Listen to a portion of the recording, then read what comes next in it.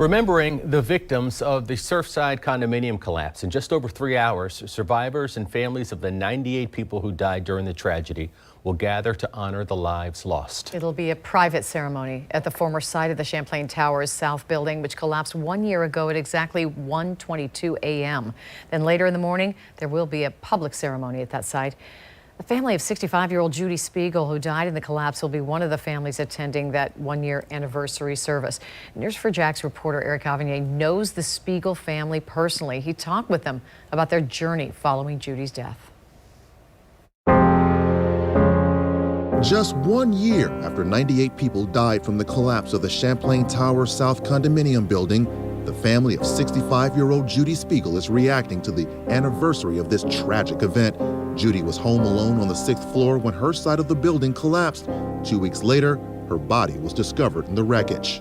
Have either one of you gone back to the site recently at all to see it? And if so, tell me the range of emotions you feel when you go back to that site.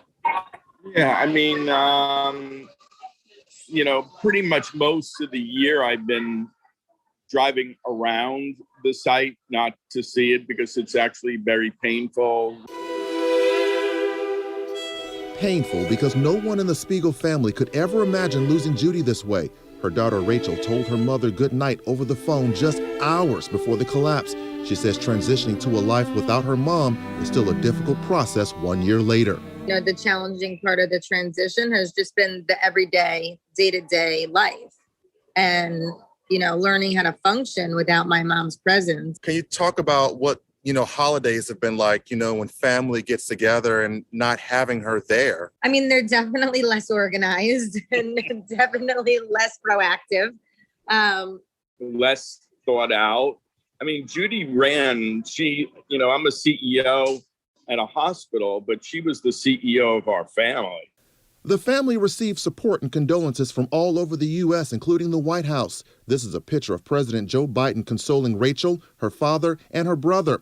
Months after Judy was laid to rest, the family traveled to Israel, where they personally thanked the Israeli Defense Forces search and rescue team.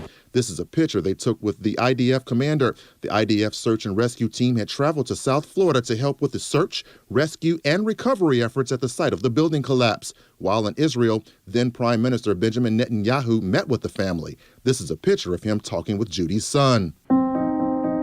The Spiegel family also joined a class action lawsuit filed by survivors of the building collapse, as well as the families of victims who died. How is that going? And is the process going fast enough for you guys?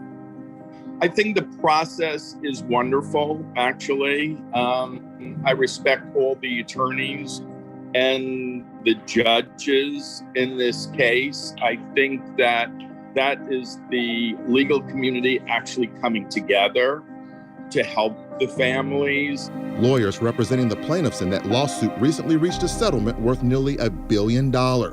Eric Avignier, Channel 4, the local station.